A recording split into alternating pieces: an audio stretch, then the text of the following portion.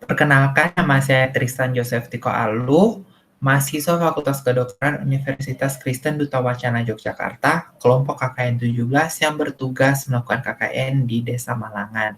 Di sini saya akan melakukan video edukasi terkait upaya promosi kesehatan COVID-19 dan juga vaksinasi COVID-19. Baik, sekarang saya akan mempresentasikan materi saya. Baik, yang pertama adalah upaya promosi kesehatan untuk pencegahan COVID-19 atau Coronavirus Disease 2019. Pokok bahasan yang akan dibahas adalah pengertian COVID-19, definisi operasional dari ODP, PDP, probable, dan konfirmasi, serta pencegahan dan pengendalian infeksinya.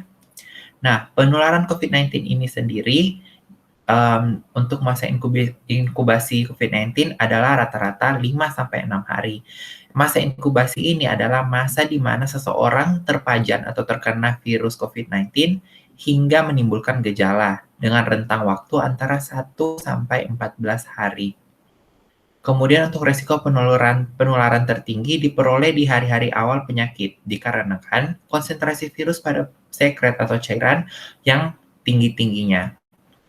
Nah, orang yang terinfeksi dapat langsung menularkan dalam kurun waktu 48 jam sebelum onset gejala timbul atau sebelum gejala timbul, yaitu presimptomatik, dan sampai dengan 14 hari setelah adanya gejala. Nah, COVID-19 ini utamanya ditularkan dari orang yang bergejala atau simptomatik ke orang lain yang berada pada jarak dekat melalui droplet. Perlu diketahui, droplet ini adalah partikel berisi air dengan diameter lebih dari 5-10 mikrometer. Droplet ini merupakan cairan tubuh yang dikeluarkan saat kita batuk ataupun bersin.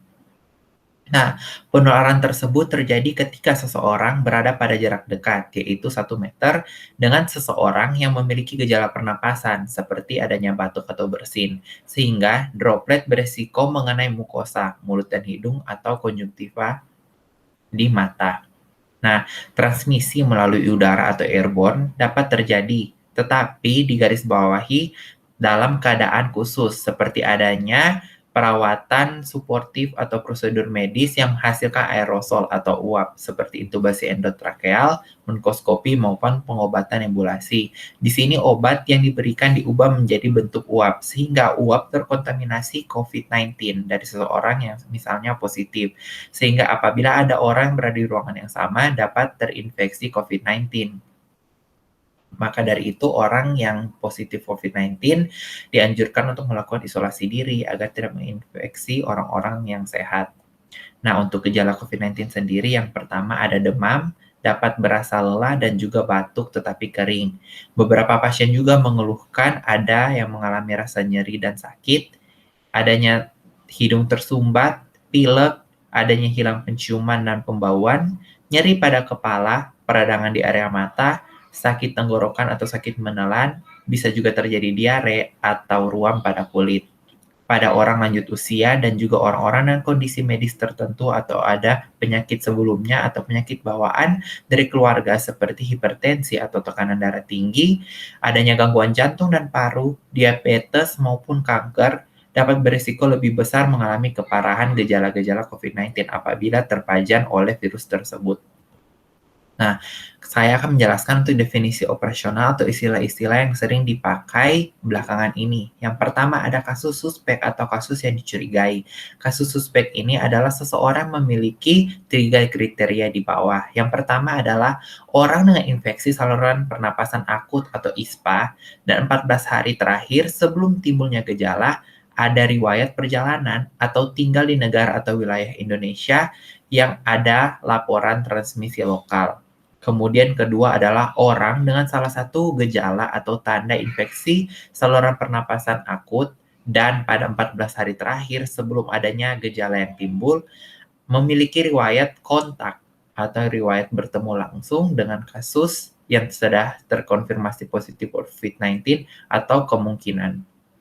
Dan ketiga adalah orang dengan ISPA berat atau pneumonia berat yang membutuhkan perawatan di rumah sakit dan tidak ada penyebab lain berdasarkan gambaran klinis yang meyakinkan. Nah, untuk kasus suspek ini sendiri biasa juga disebut sebagai istilah pasien dalam pengawasan atau PDP. Yang kedua ada kasus probable atau kemungkinan. Kasus probable ini adalah kasus suspek atau kasus yang dicurigai dengan ISPA berat atau ARDS, atau juga meninggal tanpa adanya dengan gambaran klinis yang meyakinkan COVID-19, tetapi tanpa pemeriksaan laboratorium atau belum ada hasil pemeriksaan laboratorium RT-PCR.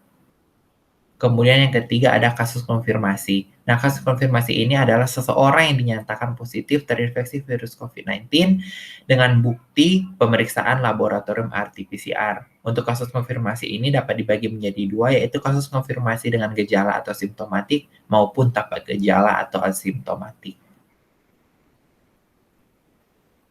Untuk kontak erat atau status kontak erat merupakan orang yang memiliki riwayat kontak dan kasus probable ataupun konfirmasi COVID-19. Nah, untuk riwayat-riwayat kontak ini maksud ada 4, yaitu yang pertama kontak tatap muka atau berdekatan dengan kasus probable atau kasus yang dikonfirmasi dalam radius 1 meter dan dalam jangka waktu 15 menit atau lebih. Kemudian kedua, sentuhan fisik atau sentuhan secara langsung dengan kasus probable atau konfirmasi seperti ada bersalaman atau berpegangan tangan dan lain-lain. Ketiga, ada orang yang memberikan perawatan seperti perawat atau dokter secara langsung terhadap kasus probable atau konfirmasi tanpa menggunakan alat perlindungan diri yang sesuai standar. Dan yang terakhir ada situasi lainnya yang mengindikasikan adanya kontak berdasarkan penilaian risiko lokal yang telah ditetapkan oleh tim penyelidikan epidemiologi setempat. Yang kelima ada pelaku perjalanan. Pelaku perjalanan adalah seseorang yang melakukan perjalanan dari dalam negeri atau domestik maupun luar negeri pada 14 hari terakhir.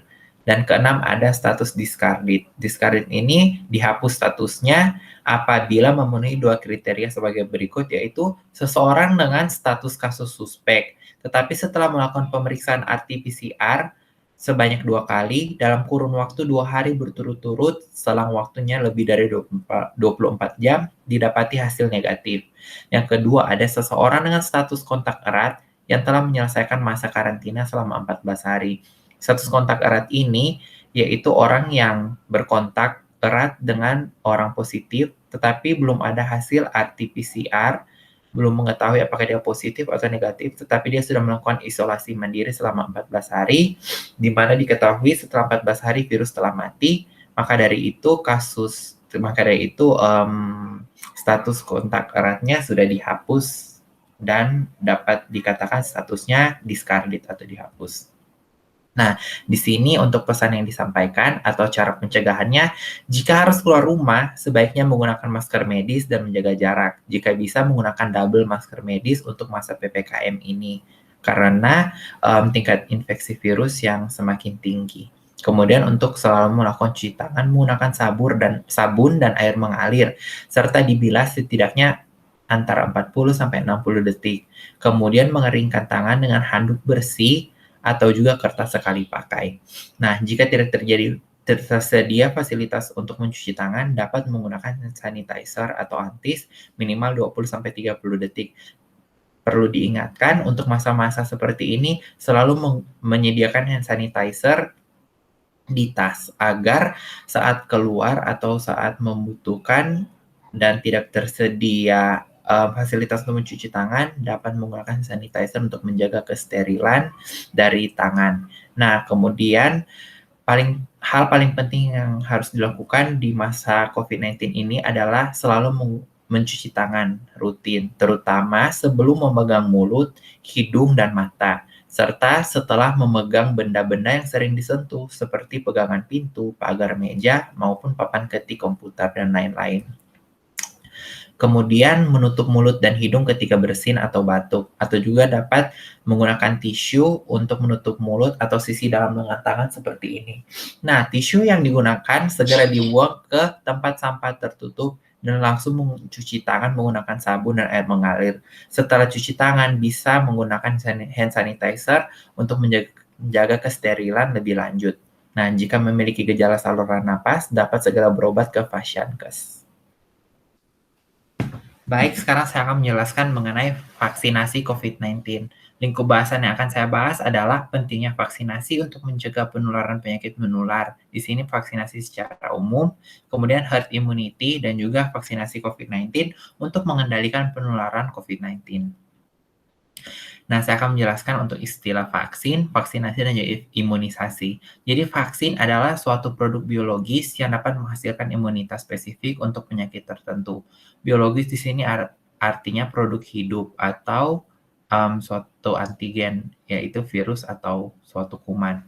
Nah, vaksinasi adalah pemberian vaksin ke dalam tubuh agar tubuh dapat menghasilkan imunitas spesifik untuk penyakit tertentu.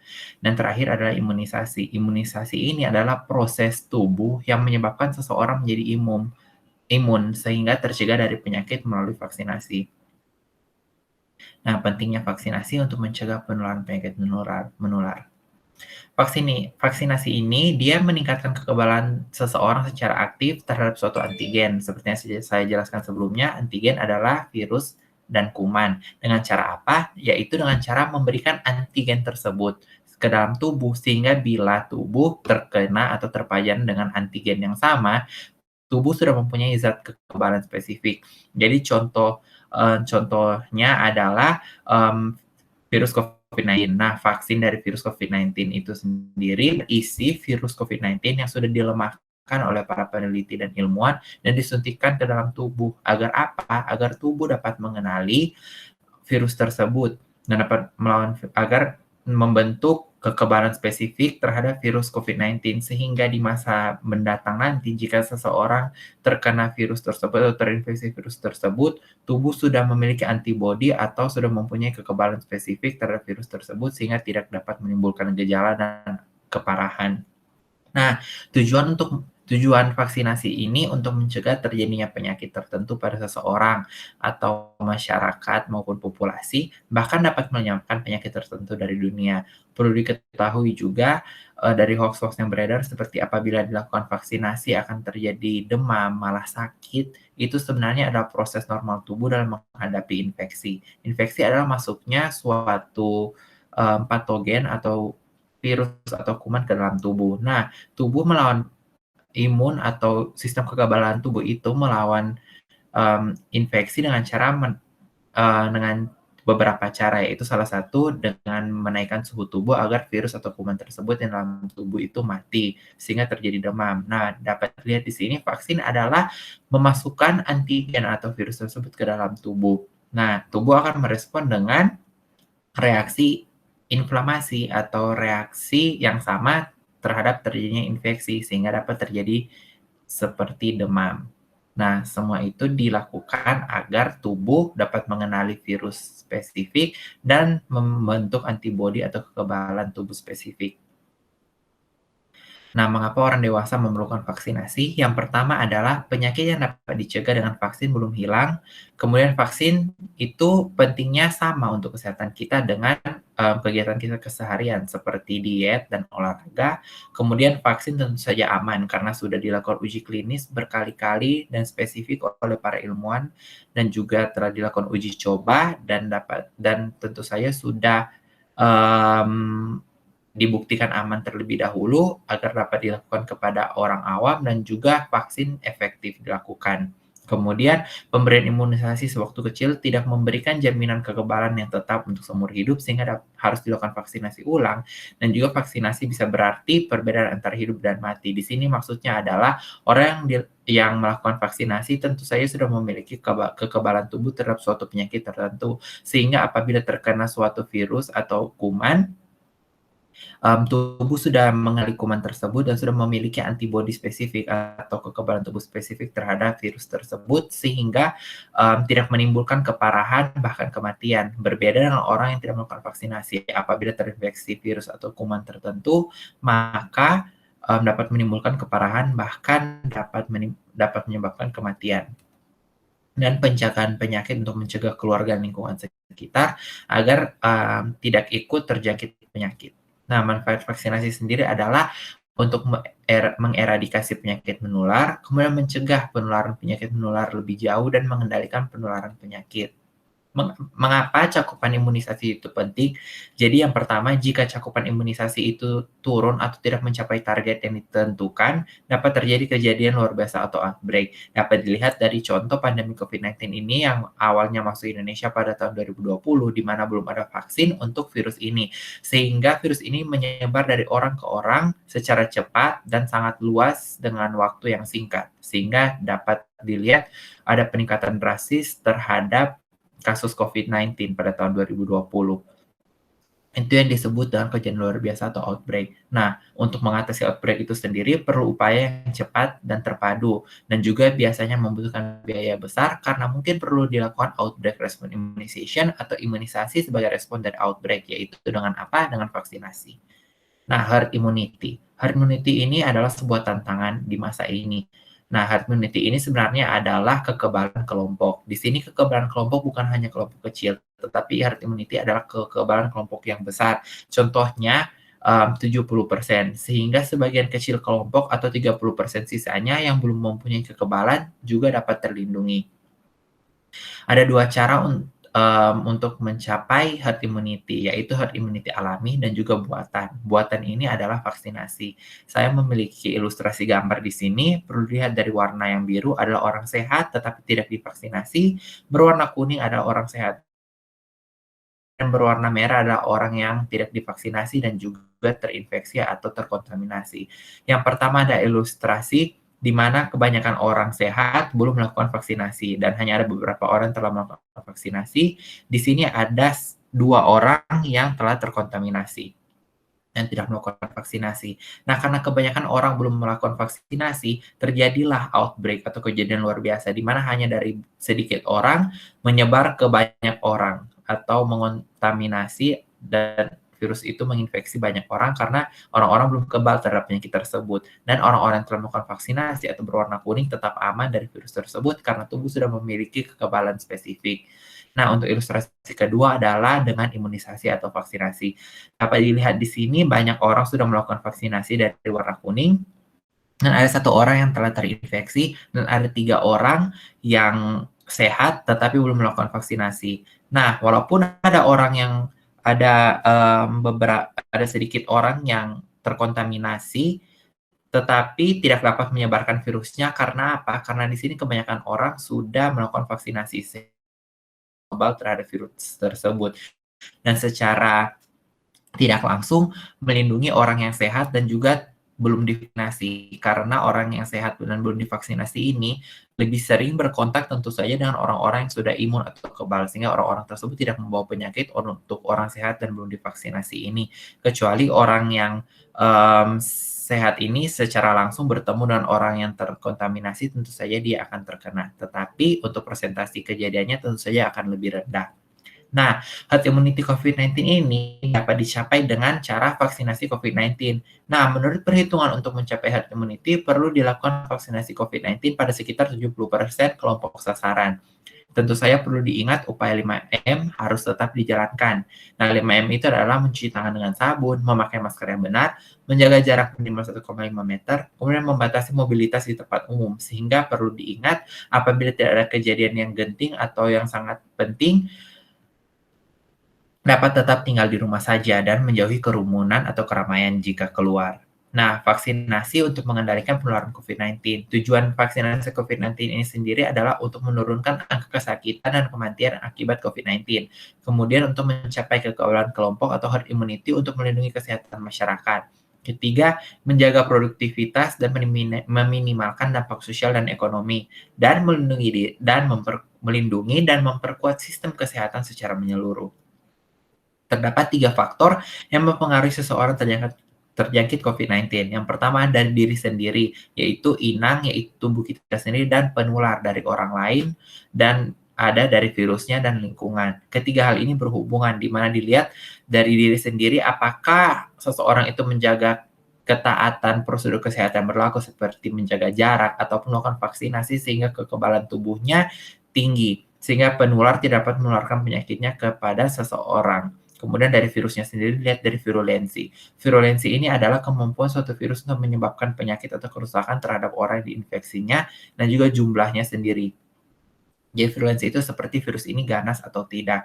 Dan juga dari lingkungan sendiri dapat dilihat dari apakah itu lingkungan terbuka atau tertutup atau suhu ruangan. Nah, dari suhu ruangan ini kita dapat lihat dari anjuran kesehatan belakangan ini yaitu untuk berjemur di pagi hari karena diketahui suhu yang panas dapat membunuh virus COVID-19. Sehingga dapat dilihat ketiga hal ini selalu berhubungan yaitu orang dengan lingkungan, di mana lingkungan ini tentu saja ada virusnya atau virus tidak ada yang dapat menginfeksi seseorang. Seseorang dilihat dari ketaatannya terhadap aturan prosedur kesehatan dan juga kekebalan tubuhnya. Nah, dari jika kekebalan tubuh bagus, virus tentu saja tidak akan menginfeksi atau sudah melakukan vaksinasi, tubuh sudah memiliki antibodi terhadap virus. Kemudian ada efikasi vaksin. Efikasi ini adalah kemanjuran. Nah, efikasi vaksin di Indonesia adalah 65,3%. Efikasi atau kemanjuran vaksin itu dapat dilakukan dengan uji coba. Di sini ada relawan 1.620 orang di rentang usia 18 sampai 59 tahun. Nah, efikasi ini faktornya ditentukan oleh beberapa faktor, yaitu latar belakang kelompok sukarelawan untuk uji klinis dan juga epidemiologi wilayah uji klinik yang dilakukan. Kemudian maksud dari efikasi 65,3% adalah vaksin dengan kemanjuran 65,3% dalam uji klinis berarti adanya penurunan sebanyak 65,3% kasus penyakit pada kelompok yang divaksinasi dibandingkan dengan kelompok yang tidak divaksinasi. Di sini dapat dilihat persentasinya lebih dari setengah sehingga